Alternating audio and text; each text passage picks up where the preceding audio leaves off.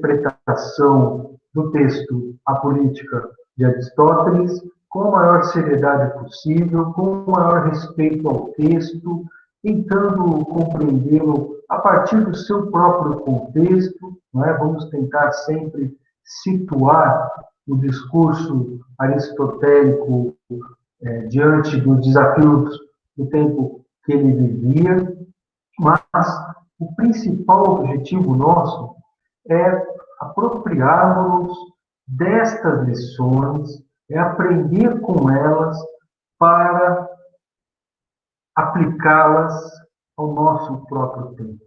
É extraordinariamente interessante, é surpreendente como as lições de Aristóteles, este homem que viveu lá no século IV antes de Cristo, escreveu coisas sobre a ética, sobre a política, tão importantes, tão atuais para nós que o lemos hoje, aqui no século XXI. E essa é a nossa tarefa. A nossa tarefa é compreender Aristóteles fazendo justiça ao texto, de um certo lado, e de outro lado, apropriarmos do texto para entender os nossos desafios, os desafios da cidadania, os desafios do Estado, os desafios da maioria, da relação entre a maioria e a minoria, os desafios políticos para compreender a igualdade. Tudo isso foi discussão inaugurada pelos gregos e que pode ajudar a nós, neste momento tão desafiador, né, que vivemos no horizonte político e no horizonte ético. Então, este é o nosso desafio. Esse é o nosso propósito também. Queremos compartilhar com vocês essas ideias porque acreditamos que assim podemos participar de algum modo da nossa pequena contribuição como professor, como aluno, para o debate político do nosso tempo. Né? A leitura de Aristóteles, os textos de Aristóteles são muito interessantes por vários aspectos. Né? Ele traz perspectivas muito ricas, mas uma que eu gostaria de destacar aqui de início, né? Nós voltaremos ao tema, voltaremos a falar sobre o método de pesquisa e de exposição de Aristóteles. Quero já destacar um aspecto importantíssimo do pensamento, do modo de fazer filosofia de Aristóteles, né? Que é a humildade e a seriedade com que este filósofo levou em consideração a opinião das outras pessoas. Aristóteles nunca falou sozinho. Todos os textos de Aristóteles trazem para o leitor um grande diálogo em que não só as opiniões que ele prezava estavam presentes, mas também, e especialmente, as opiniões dos seus adversários. As opiniões com as quais ele se defrontava, porque convencido de que a verdade, de que a lucidez apenas aparece a partir do confronto de ideias. E esta, então, é uma primeira dica também para a leitura dos textos de Aristóteles. Né? Não pensem que vocês encontrarão em qualquer tratado aristotélico uma exposição plana, simples, encadeada, de modo linear, que tenda a demonstrar algum ponto ou a defender um ponto de vista qualquer apenas. Toda a investigação se dá por meio da composição de um grande debate, trazendo as opiniões divergentes, que são testadas, que são confrontadas umas com as outras, que são confrontadas com os seus pressupostos, que são confrontadas com as suas consequências, para poder, então, concluir se aquela opinião deve ser acatada pura e simplesmente, deve ser abandonada pura e simplesmente, ou em que medida e até que medida, em que casos ela deverá ser aceita como verdadeira.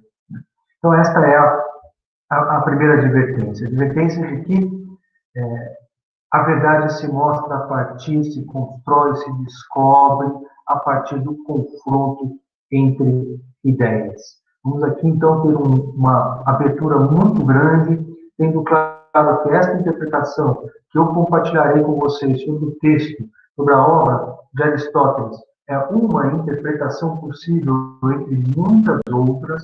Vamos deixar o espaço aberto para que possamos, lendo o texto juntos, confrontar as nossas opiniões, confrontar as nossas interpretações. Vamos trazer interpretações de outros especialistas a respeito do tema, mas, especialmente, procurem olhar o texto com os seus próprios olhos. Tenham a liberdade de fazer a interpretação deste texto a partir dos seus próprios pressupostos, das suas pré-compreensões, do seu contexto. Tente deixar o texto conversar com a realidade política e ética em que cada um de nós vive. Okay?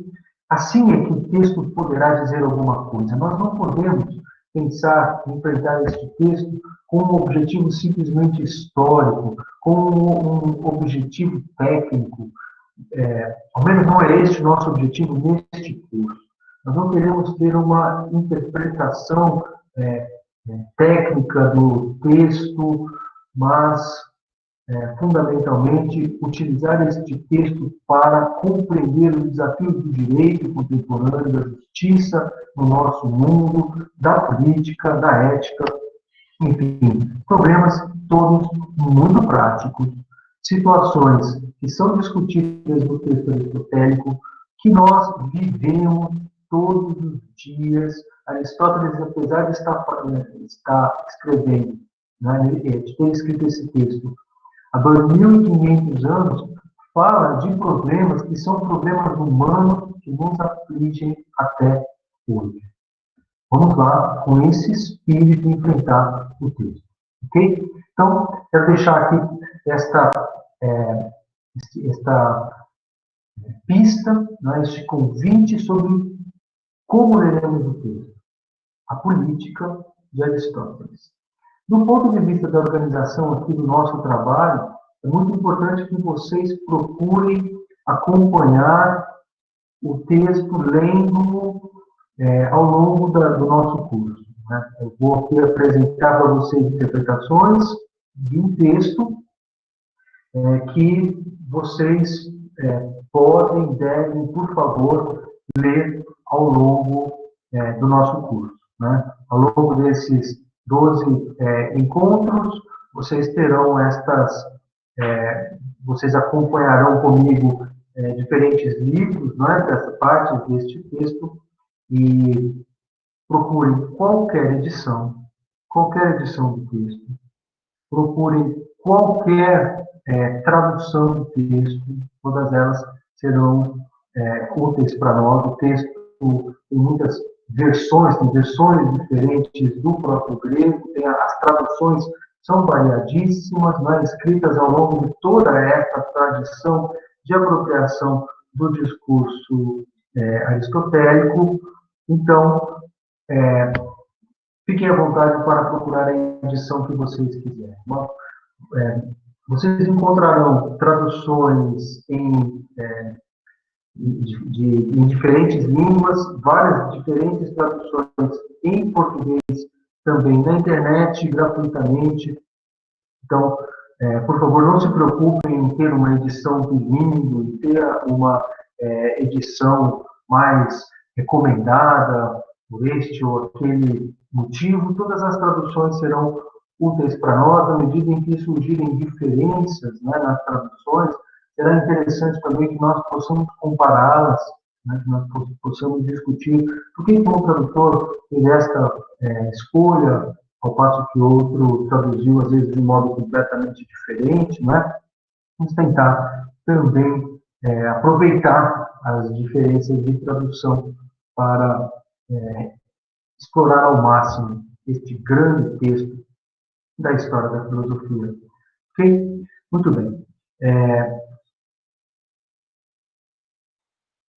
O nosso primeiro passo é entender o que significa a filosofia, o que significa a filosofia na cultura em que Aristóteles vivia, não é? O que significa falar em filosofia política. Né? Essa palavra é tão importante, não é?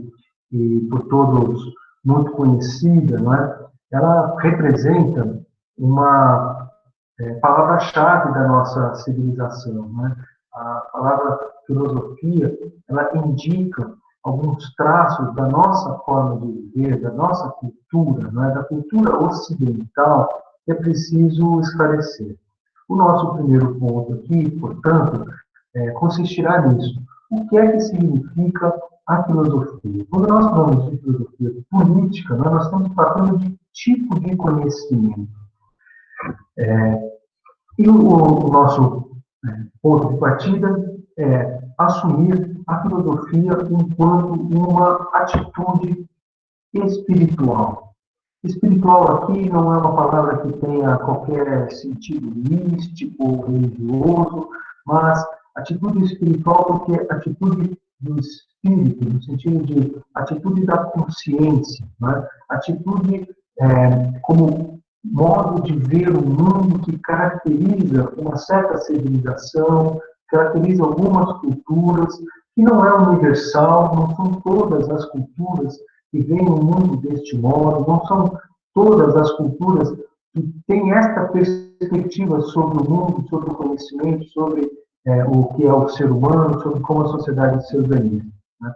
Filosofia é uma forma de ver o mundo marcada pela consciência de que o mundo nunca se mostra exatamente como ele é. Olha só que interessante essa definição de filosofia, que nos é ensinada por um filósofo alemão chamado Edmund Husserl, num texto publicado há quase 100 anos, chamado A Crise da Humanidade Europeia e a Filosofia. Edmund Husserl escreveu esse livro, na verdade foi um discurso, uma conferência que ele fez sobre o sentido da Europa. E o objetivo era entender o que significa ser ocidental, o que caracteriza a civilização ocidental. E ali, exatamente em 1935, uma conferência feita por um grande professor alemão, judeu, na cidade de Roma, de Mussolini, Russell faz esse discurso que marcou a história da filosofia no século XX para dizer que a filosofia é um traço singularizador do Ocidente enquanto Ocidente. Esta forma de vida que nós prezamos, esta civilização que nós construímos, se caracteriza por uma forma de ver o mundo que tem uma convicção para cima de tudo.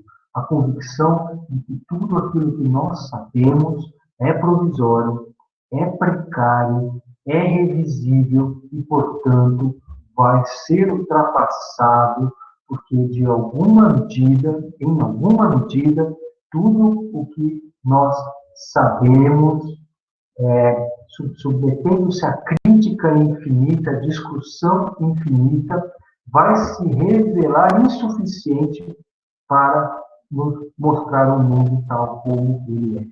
Então, vendo como o ponto de vista da humildade, que eu falei que caracterizava o pensamento aristotélico, não é? Está aqui caracterizando, de acordo com o Russell, o pensamento filosófico de maneira geral.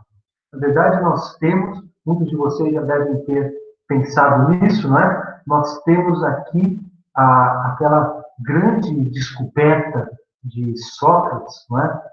Que não por acaso é afirmado como, é sempre lembrado como o grande, o maior representante do ponto de vista filosófico. Né? Sócrates, que era um homem também que viveu em Atenas, né? No século V antes de Cristo, portanto, um pouco antes de Aristóteles, né? Um sujeito, um filósofo profundamente convencido da sua própria ignorância. Né? Sócrates, que era considerado um dos homens mais sábios de Atenas, sabia que, de certo modo, era verdade isso, de que ele era realmente, de que ele sabia alguma coisa, porque ele percebia que ele sabia uma coisa que os outros não sabiam. Ele sabia que ele ignorava. Né? Então, isso faz de Sócrates um perfeito representante da filosofia, a filosofia representada enquanto uma atitude diante do saber, marcada pela humildade, pela eterna procura. Quem faz filosofia sabe que não sabe. Quem faz filosofia sabe que estará sempre em busca de ver o mundo, de perceber o mundo tal como ele realmente é. E que o mundo nunca se mostrará definitivamente para nós tal como ele é. Então, estamos lidando com a verdade como uma tarefa infinita. E isso vale para todas as dimensões da compreensão humana, para todas as experiências do espírito. Nós sabemos que as nossas leis sempre poderão ser aprimoradas. Né? Nós sabemos que o nosso próprio caráter sempre poderá ser aprimorado, que a nossa inteligência sempre poderá ser aprimorada. Né? Os nossos costumes, a nossa forma de conviver, esta consciência da provisoriedade é que singulariza a filosofia desde a perspectiva de Edmund Husserl, que nós aceitamos aqui e propomos, nós compartilhamos aqui com vocês como esta ideia básica do que é o pensamento filosófico. Tá bem? Então, quero fazer uma primeira sugestão de leitura para vocês, né? Exatamente deste livro que acabo de referir, né? O livro, o discurso, né, que Edmund Husserl fez, A Crise da Humanidade Europeia e a Filosofia, nesta tradução que eu estou sugerindo aqui, feita pelo meu colega professor de filosofia da Universidade de Lisboa, o professor Pedro Manuel Santos Alves, é um grande especialista em Husserl e que traduziu já a obra toda de Husserl e que fez uma tradução primorosa da crise que está aqui projetada na tela. Tá?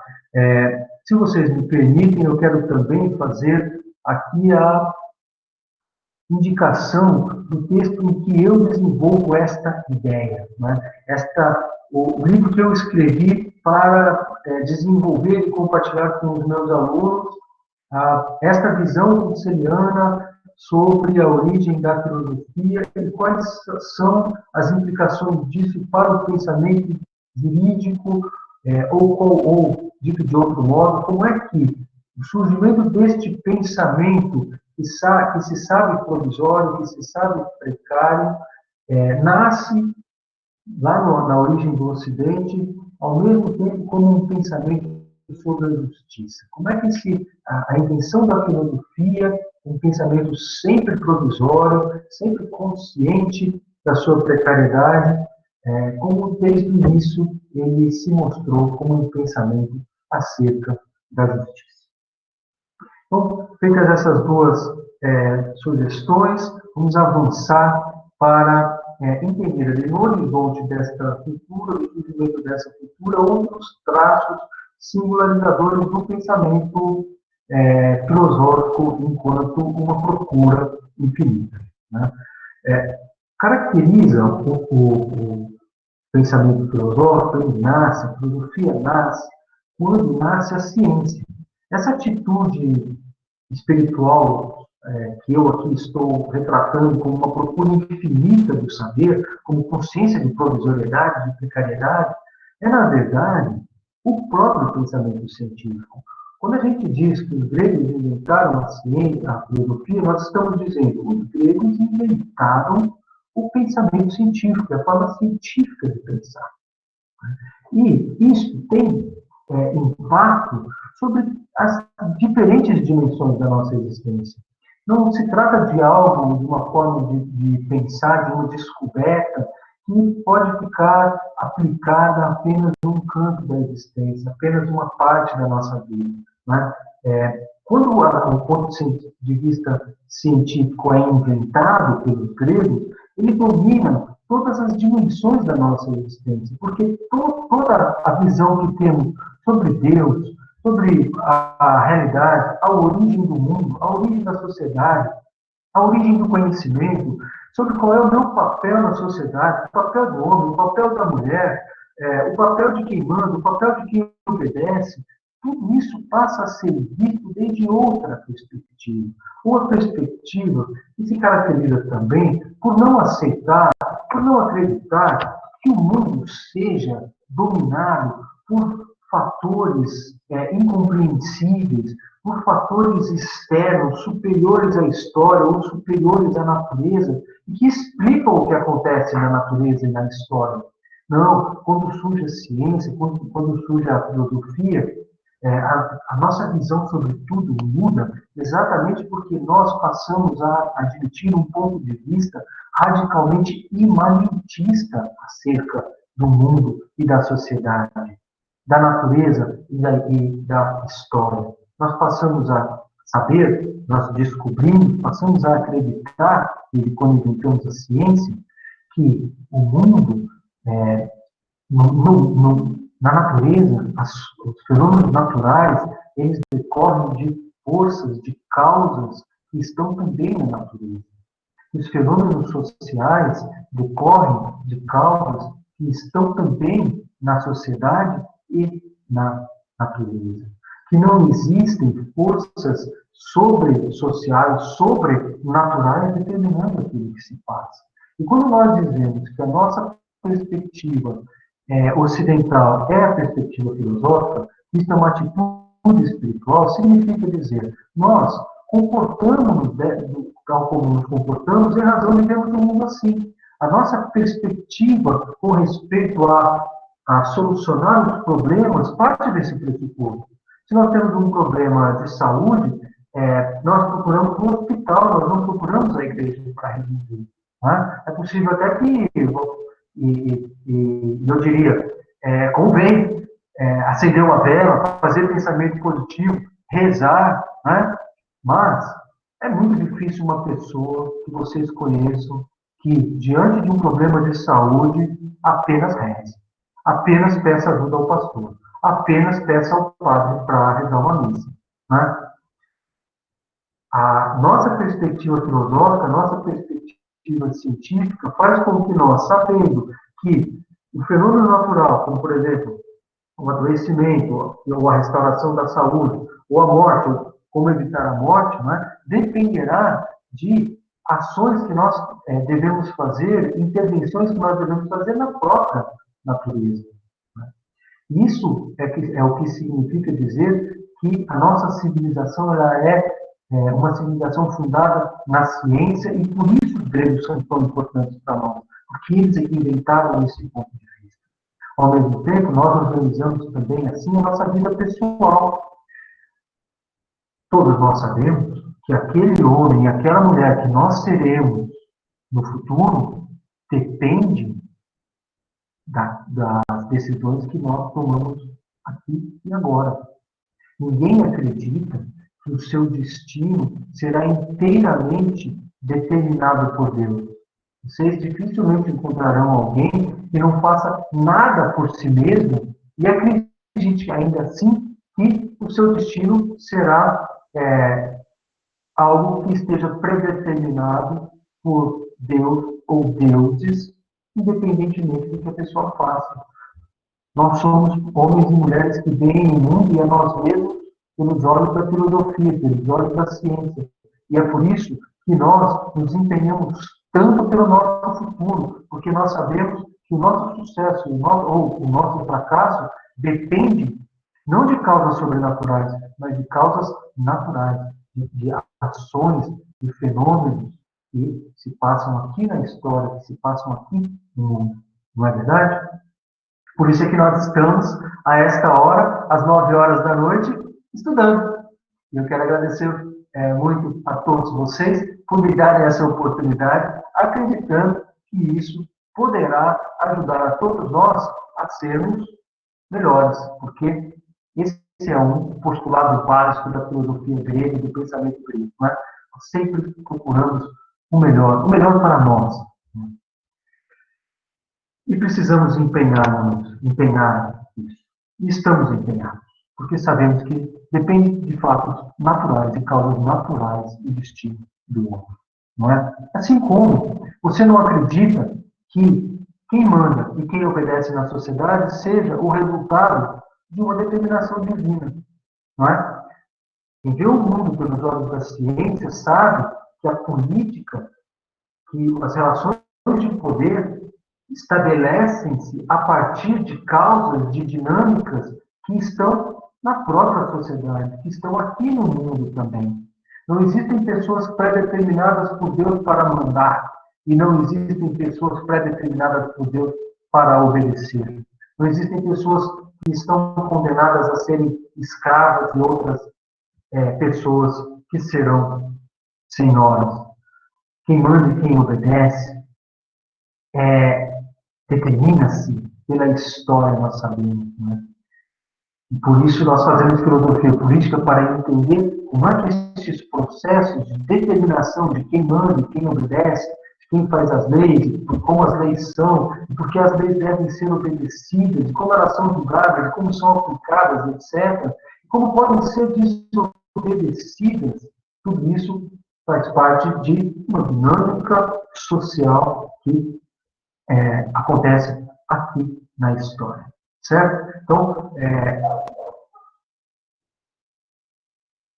rememorando a pedidos, digo aqui, o texto. Por exemplo, para vocês, o texto do Edmund Husserl, se alguém não anotou e queira anotar, por favor, vou compartilhar novamente. Edmund Husserl, A Crise da Humanidade Europeia e a Filosofia. Ok? Aqui na tradução do professor Pedro Lopes.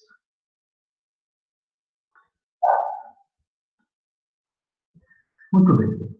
Então, nós temos algumas características do pensamento filosófico, da atitude filosófica, como uma forma de ver o mundo que caracteriza o Ocidente. A verdade é sempre uma busca infinita, o imanentismo como consciência de que os fenômenos naturais têm causas naturais, os fenômenos sociais têm causas sociais e naturais, né? E há uma origem, uma razão pela qual esta consciência, essa descoberta acontece, não é? Nós falamos, muitas vezes nós lemos, né, a origem da filosofia tem a ver com o abandono do mito e a passagem para o logos, né? Quando a gente abandona o mito como um mundo de superstição e passa a viver no logos como um mundo da razão. Muitas vezes o nascimento da filosofia é representado assim, não é, pessoal? Mas estas palavras nem sempre representam muito bem o que significa a diferença da forma filosófica grega ocidental de ver o mundo. É uma injustiça, por exemplo, dizer que o Ocidente seja a civilização que detém a forma racional de ver o mundo. A racionalidade não é uma característica do pensamento científico, não é uma característica da filosofia ou do pensamento ocidental. A racionalidade é uma característica dos seres humanos. Né? Existem várias racionalidades diferentes. A racionalidade científica, esta perspectiva que nós estamos aqui trazendo, que é a nossa da civilização ocidental, ela não é a única. Ela convive com outras perspectivas que também procuram dar explicações para o mundo. Porque, no final das contas, ser racional é isso. É procurar dar explicações, compreender o mundo para além do que ele imediatamente se passa, né? Para além daquilo que está na situação presente, mas entender o mundo tendo em vista as suas causas mais distantes e também os seus fins mais longínquos, não é? Então, a racionalidade humana é essa capacidade de fazer a ligação entre o que se passa agora e o que se vai passar lá na frente, e aí nós somos capazes de prever, não é? Nós somos capazes de deliberar, fazemos inclusive leis a respeito disso, exatamente porque acreditamos que podemos prever quais serão as consequências de determinadas ações, não é? Então, isso é um traço fundamental da razão como capacidade de integrar a nossa visão do que se passa agora numa perspectiva mais ampla, tanto para o futuro como para o passado. Isso não é só a cultura ocidental que faz, não é só a filosofia grega, não é só a ciência ocidental que faz. Outras culturas, todos os seres humanos procuram fazer isso, né? Procuram explicar o mundo, mas a diferença está no tipo de explicação que a filosofia dá, que o pensamento científico dá. Já vimos uma diferença importante. Para nós, as nossas explicações não são do tipo sobrenatural. Procuramos causas imanentes para fenômenos imanentes. Depois, sabemos que as nossas explicações são sempre precárias, são sempre provisórias, o que faz da civilização ocidental uma civilização fundada na dúvida e fundada na busca infinita do conhecimento. Por isso, o conhecimento está sempre sendo aprimorado, não é? Não porque nós sejamos muito convencidos do que sabemos, porque quem está convencido do que sabe não investiga mais nada, não procura saber mais nada, não tem curiosidade, não tem necessidade de saber. Está satisfeito com a explicação. Logo, o cientista nunca está satisfeito com a explicação e por isso é que nós somos capazes de fazer o conhecimento científico avançar tanto como temos feito, né? Uma das razões para isso é o fato de nós sabermos que todo o conhecimento humano não vem de Deus. O conhecimento humano não é revelado. Não foi um Deus que veio e soprou no nosso ouvido como é que o mundo foi criado. Não foi um Deus que veio no nosso ouvido e disse como é que a sociedade humana foi criada, ou quais são as leis que existem, ou como é que a natureza funciona. Tudo o que nós sabemos, enquanto cientistas, enquanto filósofos, sobre a natureza, sobre a sociedade, sobre o mundo, sobre a realidade, nós é que tivemos e temos que procurar. Nós é que temos que descobrir. E essa descoberta, sendo uma descoberta humana, é exatamente o que nos faz também desconfiar dela. Saber que esse conhecimento sempre poderá e deverá ser superado. Afinal de contas, não foi algo que Deus nos ensinou, mas algo que nós, humanos, pesquisando, investigando, cumprindo um caminho em direção à coisa, em direção à percepção da coisa, ou seja, realizando um método, descobrimos. Então, esses traços do pensamento filosófico estão presentes lá entre os primeiros pensadores da nossa civilização, que são os pensadores pré-socráticos. Gostaria também, então, agora de fazer uma outra sugestão para vocês, que leiam os textos destes autores que são os representantes da primeira escola de cientistas, dos primeiros filósofos da história da nossa civilização e que ficaram, desde então, conhecidos como os filósofos pré-socráticos. Os pré-socráticos escreveram no século VI e no século V a.C. Eles foram os primeiros a procurar causas naturais para os fenômenos naturais. Desenvolveram teorias interessantíssimas acerca dos princípios do mundo. O que eles procuravam saber? Quais são os princípios que governam o mundo? Vejam que, apesar de as respostas que eles então conseguiram tenham sido muito diferentes, às vezes são até bem parecidas com as nossas, mas de maneira geral, elas são muito diferentes das respostas que hoje os nossos físicos, os nossos químicos, os nossos biólogos, os nossos astrônomos dão para explicar a origem do universo, não é? Mas a pesquisa é a mesma, a procura é a mesma. Ou quais são as leis que governam o mundo e que dão inteligibilidade para o mundo. O que é que unifica tudo? O que é que deu causa a tudo? O que é que explica que o mundo seja tal como o que é que nos trouxe até aqui? Então, esses primeiros pensadores são chamados pré-socráticos, escreveram lá no século VI e V antes de Cristo. É a primeira geração de filósofos. Há uma tradução dos seus fragmentos, né, dos seus textos, muito pouco dos textos desses filósofos sobrou, né, nós temos apenas fragmentos do pensamento da maioria deles, mas esses fragmentos são suficientes para que nós possamos, ao menos, desconfiar, né, das teorias que eles tinham. Então, há uma tradução portuguesa que está à disposição, muito acessível, que é o primeiro volume da coleção Os Pensadores, da editora Abril. Vocês conhecem essa coleção com certeza, não é? É uma coleção que tem que traz traduções de muitíssimos filósofos, né? Começando então lá nos pré-socráticos e vindo até o século XX.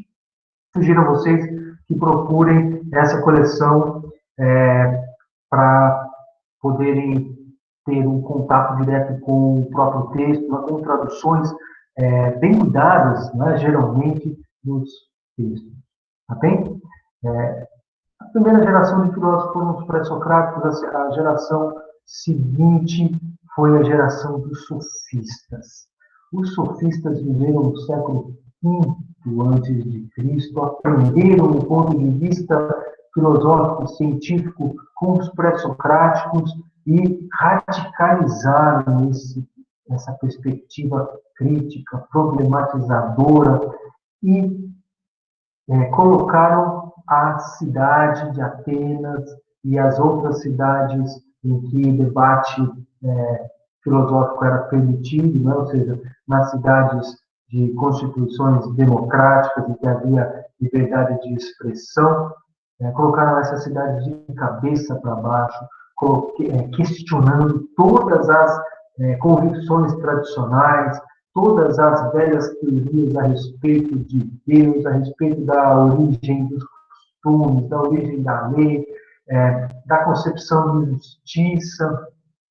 Tudo isso foi problematizado pelos filósofos sofistas de um modo muito ácido. Eles eram grandes intelectuais, grandes oradores, grandes discutidores, né, que faziam manifestações e exibições públicas. Na verdade, os sofistas eles eram grandes exibicionistas, porque foram os primeiros professores, provavelmente profissionais da nossa civilização, os primeiros a viver disso, a viver destas discussões, não é, que nós temos tido desde então até agora.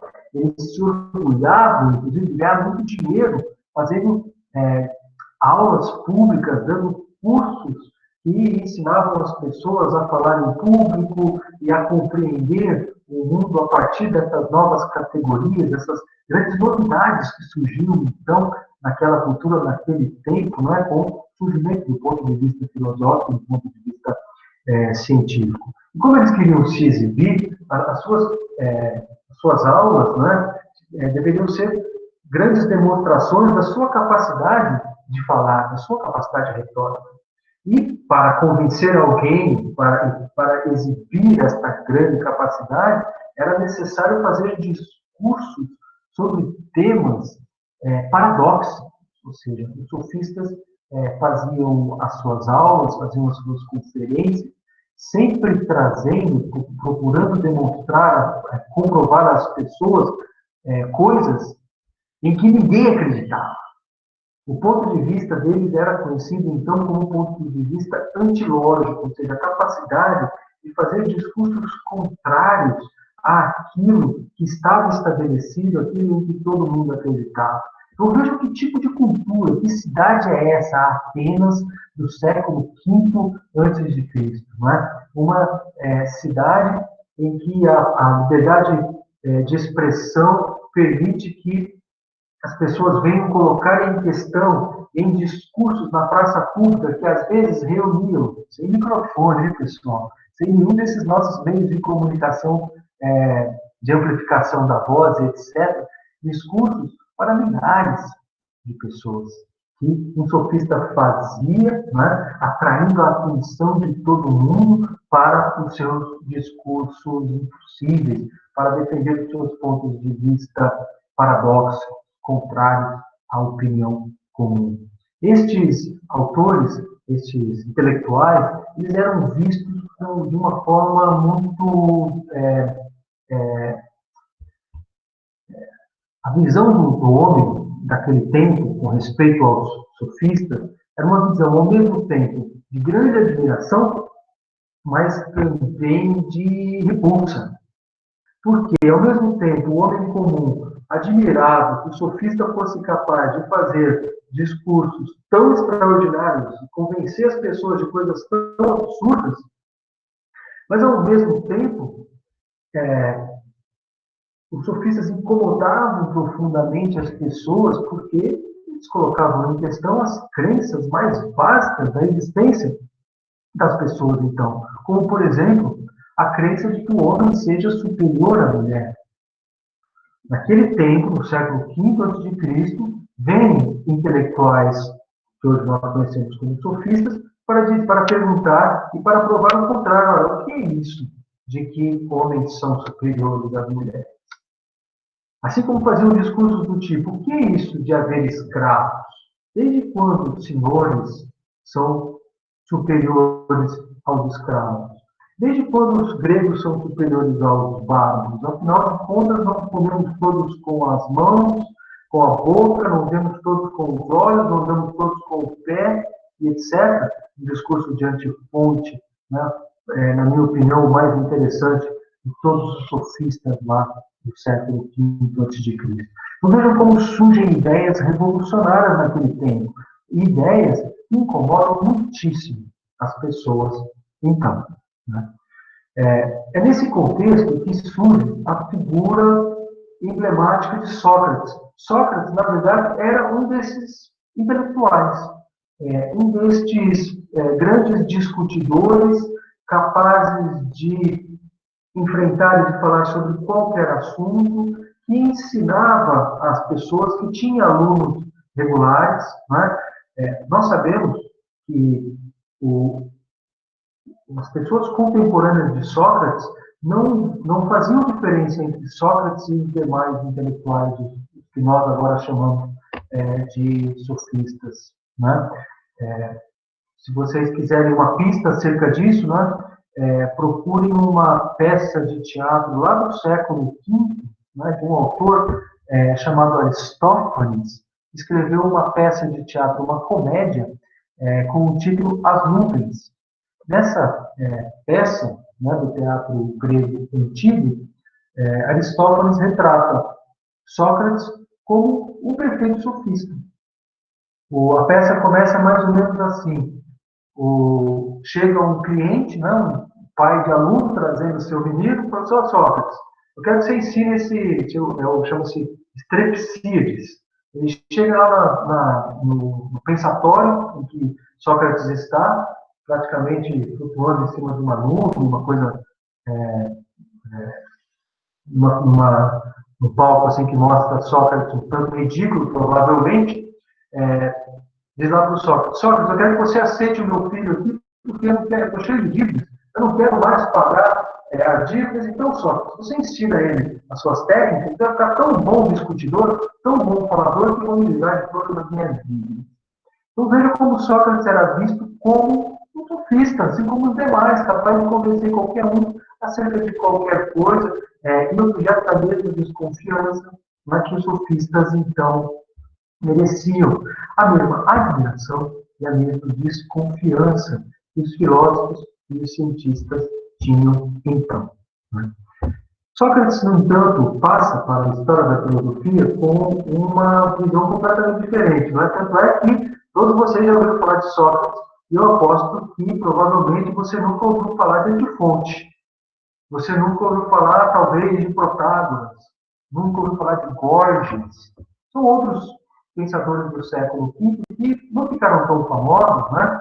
Porque não foram transformados por Platão, especialmente, no grande representante do pensamento científico, do pensamento filosófico, não é? Tal como aconteceu com Sócrates. Sócrates ele passa para a nossa história, para a história da civilização ocidental, como uma figura diferente dos sofistas, porque Platão quis representá-lo assim. E a tradição platônica e aristotélica são responsáveis por, ao longo da história da civilização ocidental, por transformar Sócrates numa figura diferente por todos os aspectos dos sofistas. Sempre por quê? Porque Platão, para poder desenhar a sua imagem de filosofia, para poder exatamente dar a sua, impor, imprimir, não é? A sua concepção do que era a verdadeira teoria, a verdadeira ciência, etc., não é? Usou esta imagem, essa estratégia de opor Sócrates, no Diálogo de Platão, representando sempre o ponto de vista de uma verdade que não tem contradição, uma verdade que conforme, coerente consigo mesma, não é? E que é representativa da virtude, contra os sofistas representados muitas vezes como autores que se contentavam com a mera aparência, que eram representantes da retórica, cujo objetivo não era conhecer as coisas, mas era apenas convencer as pessoas, não é? Então, esta oposição entre Sócrates e os sofistas foi construída por Platão e nós só viemos a recuperar uma visão culturalmente mais correta e dar o devido valor para os sofistas no século XX. Né? Apenas no século XX, a história da cultura, a história da filosofia veio a compreender os sofistas na importância, com a importância que eles merecem. Né? Não eram canalhas, não eram contrafatores, não eram prostitutos do saber, né? Não eram pessoas que colocavam a sua inteligência à venda, não, eram polemizadores, pessoas dedicadas a exercitar o ponto de vista filosófico que então surgiu. Né? Extremamente admirados, extremamente temidos e objeto de grande desconfiança. Mas então surge Sócrates. Né? Vamos lá falar sobre Sócrates em oposição aos sofistas. Né? Qual é a grande contribuição de Sócrates? Sócrates era um discutidor. Sócrates ele desenvolveu um método, um caminho para chegar à descoberta do saber, para também desfazer as falsas opiniões, que era então conhecida como dialética. Esta palavra é extremamente importante para nós, pessoal. A dialética é o método de investigação que Sócrates usou, que depois Platão usou e depois Aristóteles também usou. Então, a dialética é um método de investigação por meio do diálogo, por meio do debate. Né?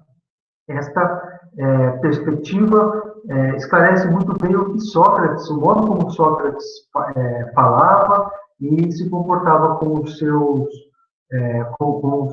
interlocutores. Né? Pela dialética, o caminho se dava pela imposição de perguntas, não é? Pelo direcionamento de perguntas sucessivas contra um determinado ponto de vista, dirigidas a um determinado ponto de vista, para ver se esse ponto de vista era ou não verdadeiro a partir da seguinte pressuposição: se ele for capaz de resistir, se uma opinião, se uma visão, uma teoria, for capaz de resistir a esse bombardeio de perguntas, então esse conhecimento é verdadeiro. Então, nós temos uma atitude socrática de preocupação com a verdade, não é? Que se caracteriza muito especialmente como uma atitude destrutiva, como uma atitude de verificação, de teste. Né? É isso que Sócrates fazia com os seus interlocutores. Não é? Ele colocava em teste estas opiniões, lançando perguntas sobre quais serão as consequências disso que você pensa.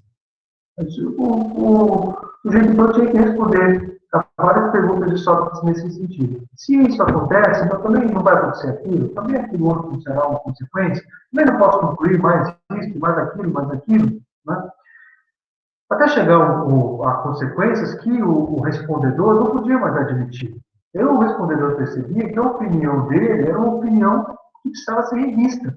Por quê? Porque ela levava a consequências que ele não queria, que ele não poderia nunca admitir.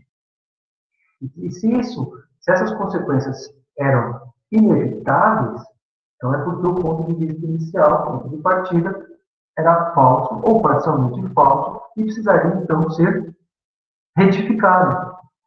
E Sócrates, então, os diálogos de Sócrates mostram exatamente os seus interlocutores fazendo adaptações dos pontos de vista, né? E Sócrates, como que na figura de um caçador, né? Vai perseguindo esses pontos de vista, dirigindo outras e outras perguntas, né? Até que muitas vezes o interlocutor desiste para Sócrates. Lamento muito, você tem razão, eu achava que eu sabia, mas não. No final das contas, estou descobrindo aqui, conversando com você, eu não sabia isso que eu achava que sabia. Nem todo mundo reagia tão amigavelmente assim, né? Muitas pessoas ficavam iradas com Sócrates. Nós temos relatos de contemporâneos de Sócrates que dão conta de que Sócrates apanhava na rua, não é? Porque as pessoas ficavam iradas com o fato de Sócrates estar, no final das contas, humilhando as pessoas ao fazer isso. Sócrates era extremamente irônico, né? E era implacável nas perguntas que fazia. Para demonstrar que o sujeito não sabia. Veja só o que significa aquela Sócrates como o mais sábio de Atenas. O que Sócrates sabia é que ele não sabia. Né?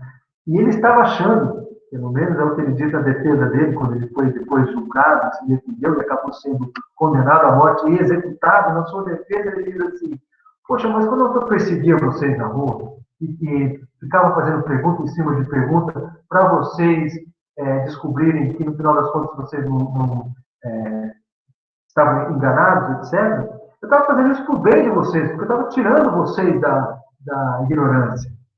Porque o primeiro passo para você sair da ignorância é você abandonar as falsas certezas. E por isso Sócrates, como foi condenado, depois de ter sido condenado, deram a ele a oportunidade, que é uma característica do processo judicial prático, né? E apenas os condenados tinham o direito de fazer uma sugestão de pena, propor a comutação da pena. Então, Sócrates, propõe uma pena para substituir a pena de morte, e a qual você acabou de ser condenado. Aí o Sócrates respondeu, no seu segundo discurso na Apologia de Sócrates, na versão de Platão, né? Diz assim: olha, considerando a gravidade das coisas que vocês me acusaram, eu acho que eu devo ser condenado a passar o resto da minha vida sendo sustentado pela cidade, tratado como um marajá. Por quê? Porque ele queria assim dizer que, ao perseguir as pessoas, ao promover essa peirástica, essa testagem, né, das opiniões das pessoas, estava tirando as pessoas da ignorância e, portanto, ajudando as pessoas. Né? Nem todo mundo concordava com ele, a maioria dos juízes, não é? Os 500 que estavam lá julgando, não concordaram com a mudança da pena, não é? E na primeira votação, se ele devia ser condenado ou não, ele perdeu por poucos votos. Na segunda, ele perdeu de lavada, né?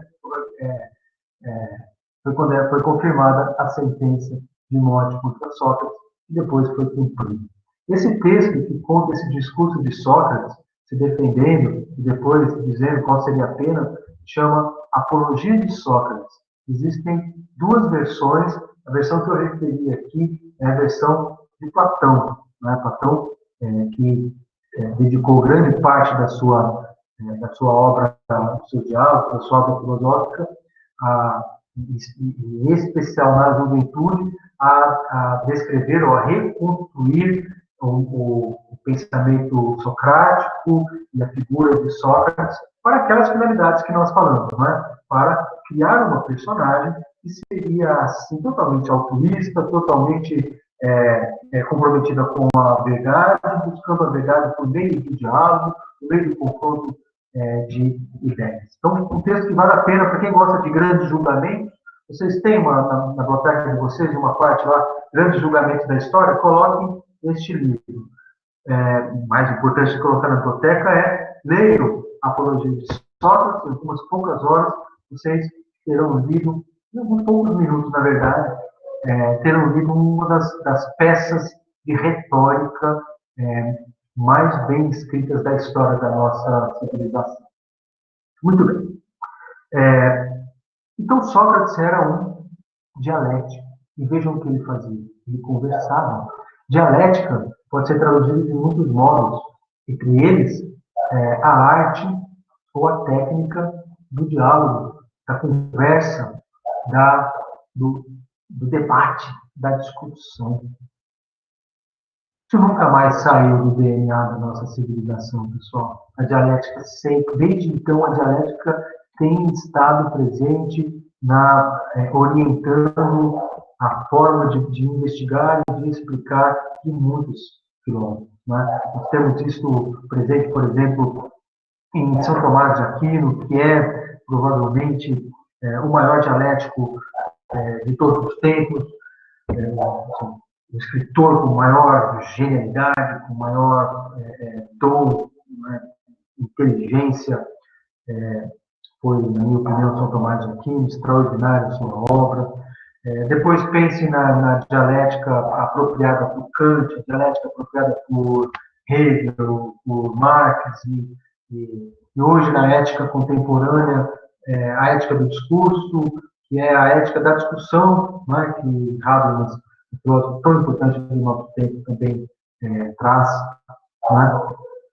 Então, esta palavra, essa tradição, não é, da discussão como caminho para a descoberta da verdade, está ali inaugurada com Sócrates e, na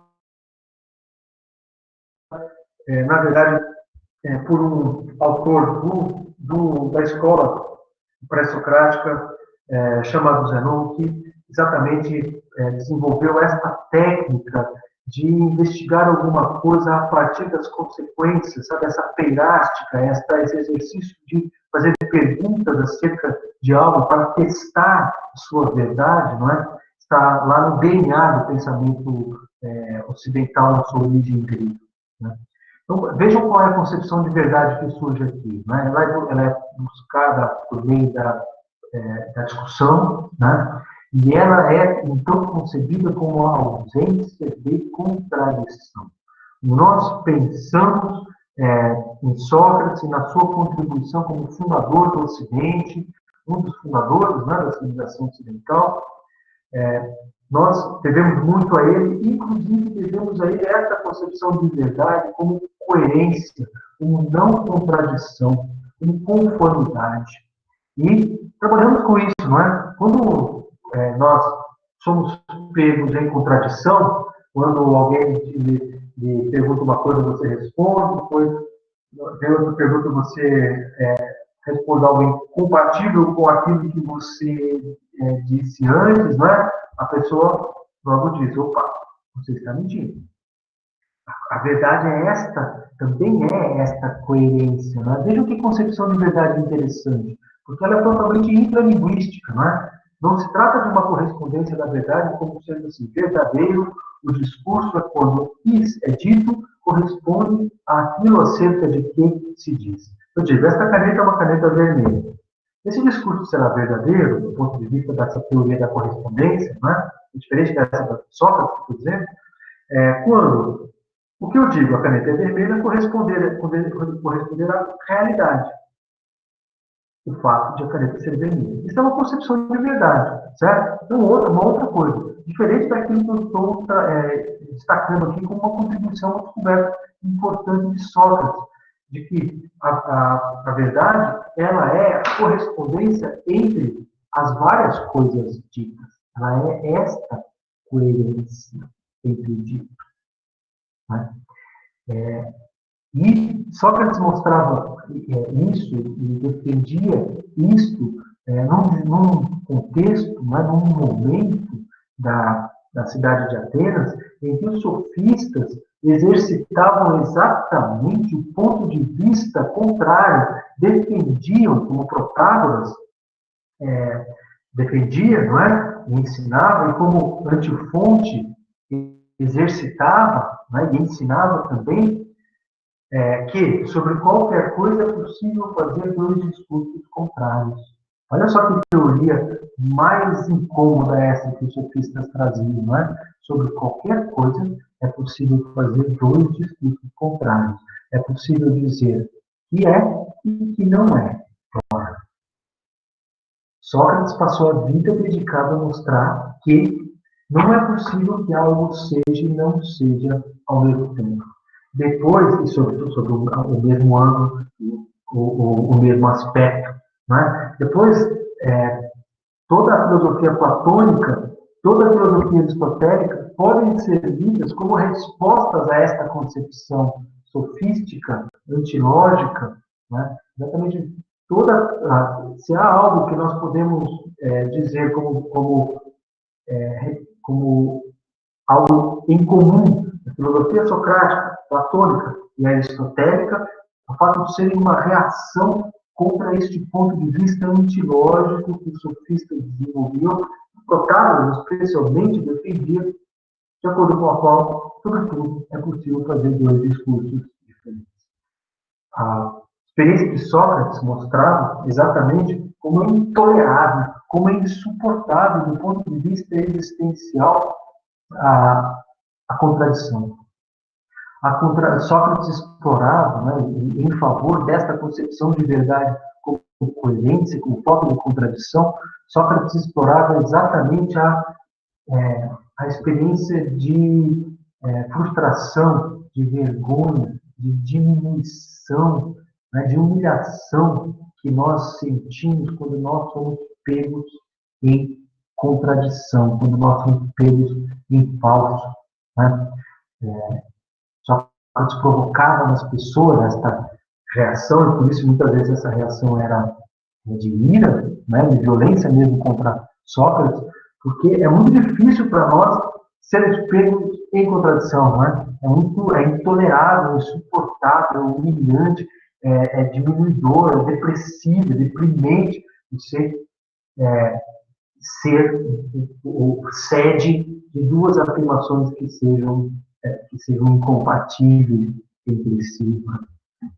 Então, aqui nós temos um dos pilares da civilização ocidental, do nosso pensamento, forma como nós temos, então, pensado, que se marca, entre outros princípios, da forma com que as coisas são corretamente ditas, da lógica, que uma coisa não pode ser e não ser ao mesmo tempo, pelo princípio da não contradição.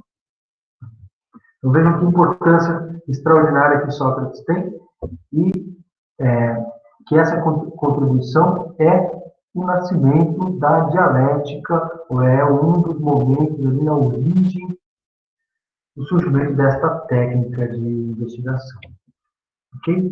Então, vejam Sócrates na origem dessa tradição e que a humanidade em uma cidade dificilmente experimentaria de novo ser palco de uma sucessão de pessoas tão importantes, tão com efeitos tão extraordinários para a história, né? Como foi Sócrates, que teve entre os seus alunos Platão,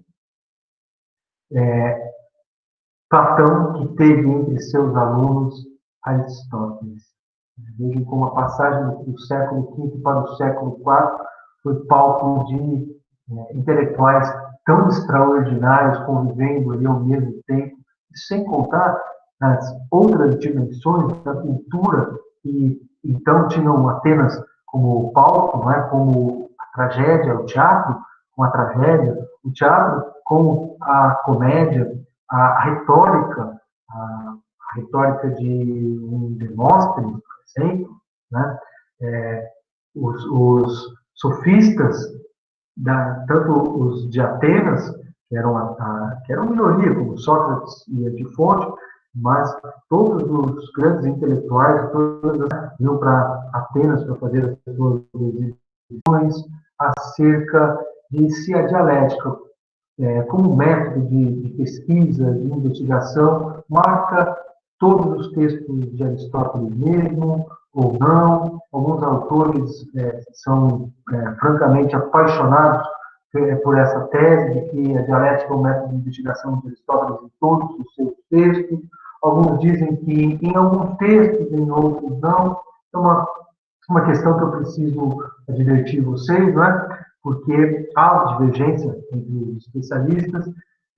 Eu não tenho condições de dizer nem mesmo de tomar partido, né? Porque eu ainda não estudei todos os textos aristotélicos a chegar a uma conclusão acerca disso, né? Se a dialética caracteriza todos os textos de Aristóteles, mas tenho aqui comigo convicção, e é essa convicção que orienta a minha interpretação dos textos que nós vamos discutir aqui, que a política e a ética foram escritas de acordo com o método dialético, de acordo com o método de investigação que se caracteriza por Aristóteles na política e Aristóteles na ética, nicomaqueia, a ética nicômaco, este mesmo método de colocar em debate todos os pontos de vista, examinando exatamente os seus pressupostos e as suas consequências, para chegar à conclusão sobre si. Esse ponto de vista deve ser abandonado,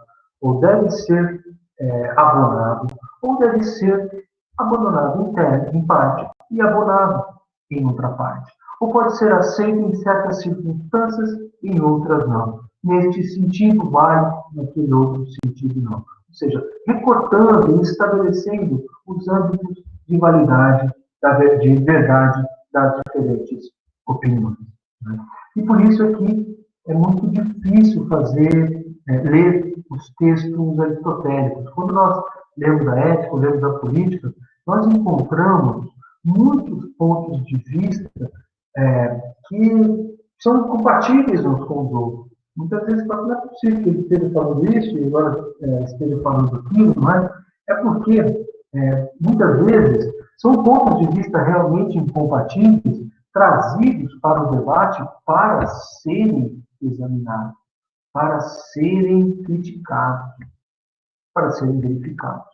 Quando a gente, então, faz a leitura do texto, é preciso, de algum modo, atentar para essa estrutura dialética e perceber onde é que começa um certo argumento, uma certa problematização, qual é a conclusão que ele chega.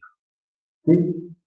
São, então, algumas indicações para a leitura do texto que eu gostaria de trazer agora para vocês. Considerando que o que nós falamos, conseguimos, né, chegar até agora,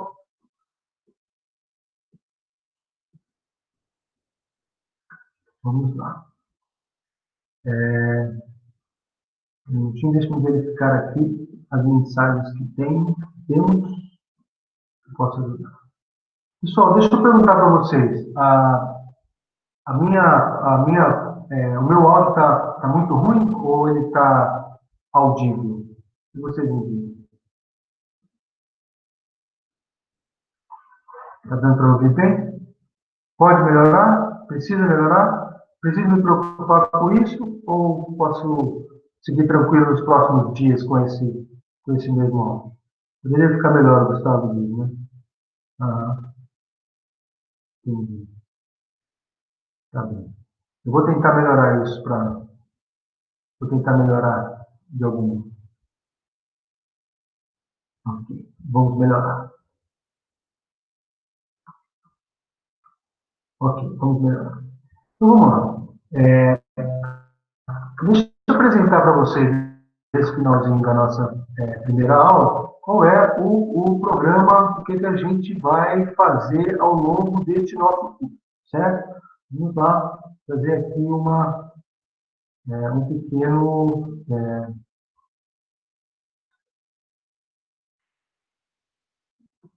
Vamos lá. No nosso curso, a Sabedoria Política de Aristóteles e a Justiça, deixa eu aumentar isso, para vocês possam pegar melhor. Então, a Sabedoria Política de Aristóteles e a Justiça. O que é que nós vamos fazer ao longo desse curso? Nós vamos estudar a política de Aristóteles, certo? Com atenção ao problema da justiça. O problema da justiça ele é tratado no livro todo da política, né? Então nós vamos ler o todo aqui, e ele é tratado também especialmente no livro quinto da Ética Nicômaco, que é um outro tratado aristotélico, é um tratado sobre a ética.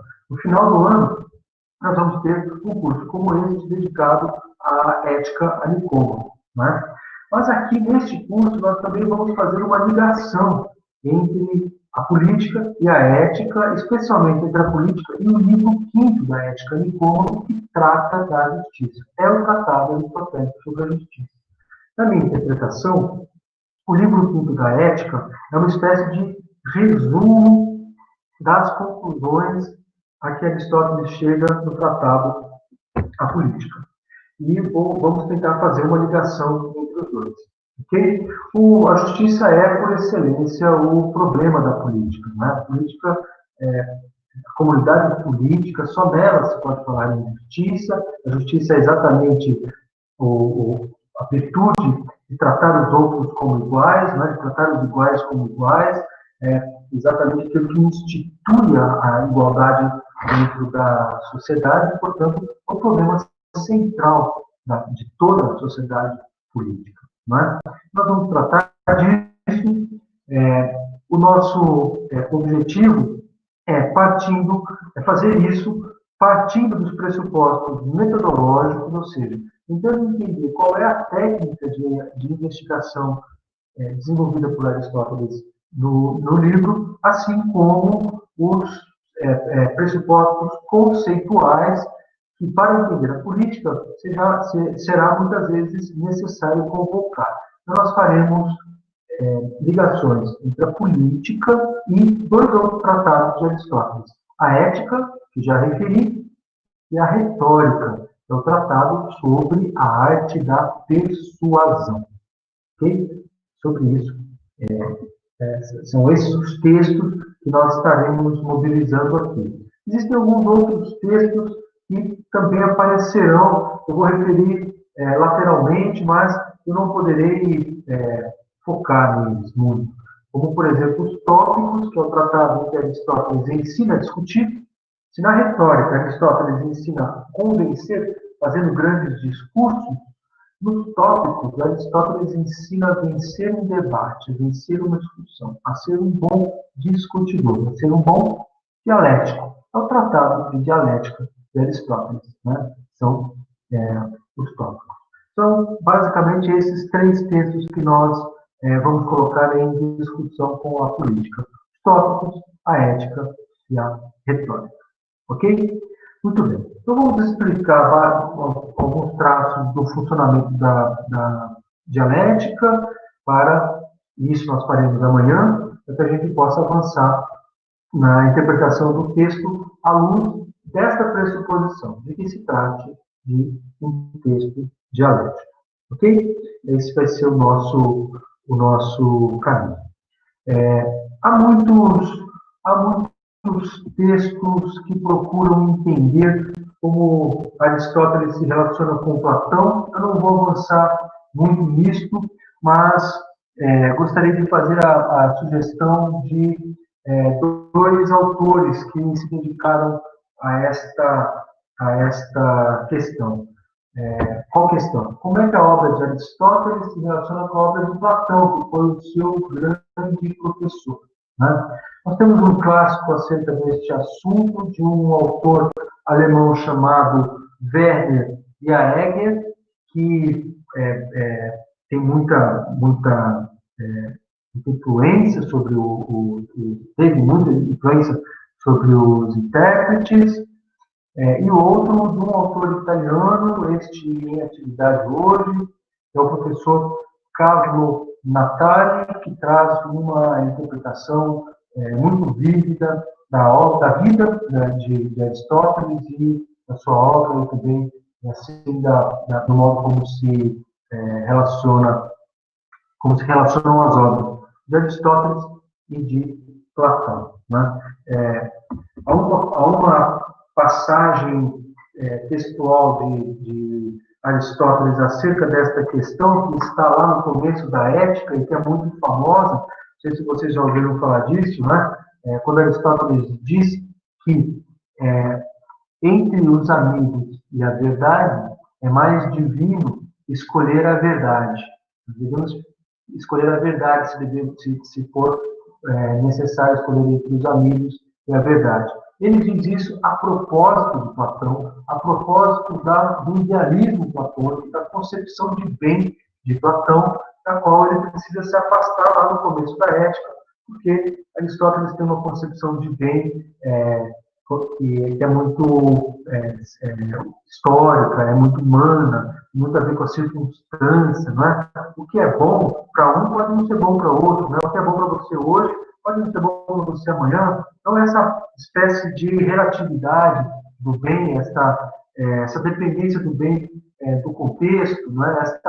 Essa visão mais prática, mais humana que caracteriza Aristóteles é o que faz com que ele se afaste de Platão nesta passagem que eu acabo de referir aqui, que é tão famosa. Né? Há muitas passagens muito famosas de Aristóteles que nós vamos procurar esclarecer aqui, né? Especialmente aquelas que estão lá na política. Né? Mas são muitas as passagens em que Aristóteles confronta com Platão. A política ela é estruturada toda a partir de um confronto com as ideias platônicas. Né? Aristóteles não aceita muitas das ideias platônicas acerca da polis. Ele tem uma visão sobre a sociedade política completamente diferente da visão de Platão. Né? Nós veremos que em várias ocasiões o adversário, a opinião que Aristóteles vai exatamente colocar em teste, né? E contra a qual ele vai construir a sua, é a opinião dos acadêmicos, ou seja, daqueles que viviam em torno de Platão, que desenvolviam as suas ideias, de Platão e dos seus companheiros de academia. Né?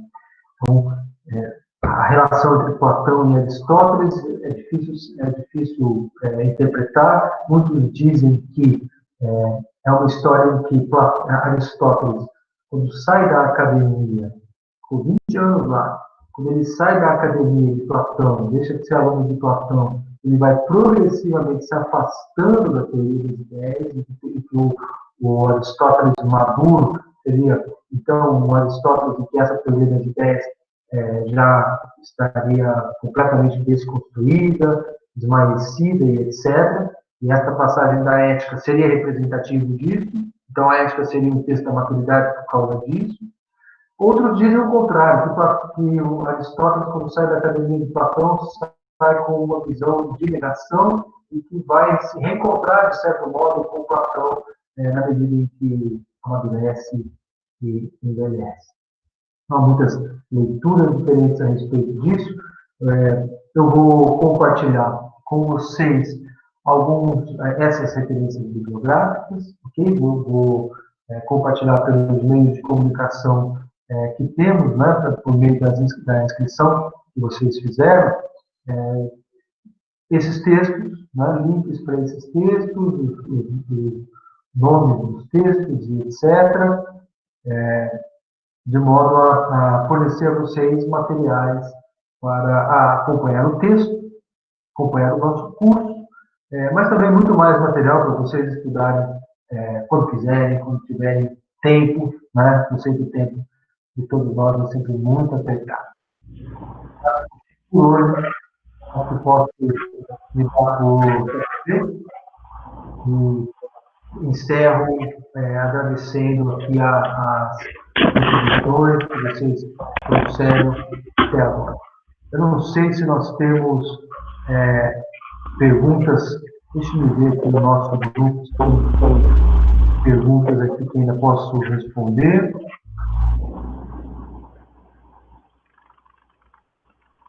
Estou vendo aqui já no grupo do WhatsApp, temos já os textos disponibilizados pelo Cletus. Cletus, muito obrigado, quero agradecer mais uma vez. Grande companheiro acadêmico Cletus, tornando esse nosso curso aqui possível, grande acadêmico e futuro professor de Direito, também vocacionado para essa nossa área.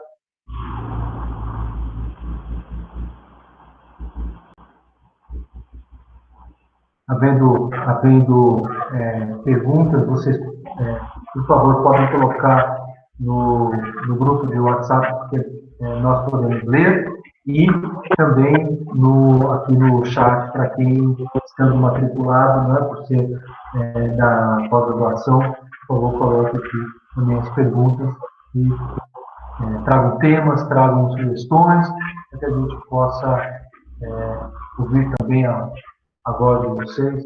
Falem também, por favor. Ok? Pergunto, alguém gostaria de falar? Perguntando um pouco tarde, mas ainda temos alguns minutos. Me desculpe, amanhã eu pergunto mais. Professor? Sobre a maiêutica, propriamente, Lucas, eu não respondi, porque a maiêutica é a segunda etapa do método socrático. Depois que Sócrates destrói o cara, depois que o cara já sabe que não sabe nada, aí fica pronto para começar a aprender a verdadeira a verdade, né? A verdade pode vir à luz por meio, novamente, de perguntas e respostas que provocarão a descoberta da verdade. Então, a primeira fase da dialética. A dialética é dividida em duas partes. A primeira parte, a confutação, a destruição da falsa opinião. A segunda parte, a maiêutica, que é essa fase heurística, essa fase de descobrimento, de descoberta da verdade. Na primeira precisa destruir tudo, para depois vir a fase positiva do pensamento. O autor a que eu me referi se chama Werner Jaeger, e ele é eu vou postar também no grupo aqui a referência. Tem dois livros importantes, um sobre Aristóteles, né, sobre o desenvolvimento do seu pensamento intelectual, e outro, que é o mais famoso, que se chama Paideia, que é um texto sobre a educação da filosofia, totalmente dedicado a Platão, mas não só. O que mais? Querem perguntar mais? Falar alguma coisa?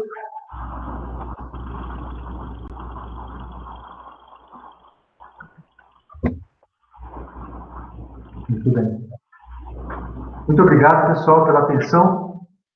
Amanhã, às 8h30, se vocês tiverem ânimo, nós estaremos aqui de novo para iniciar a leitura da política de Aristóteles.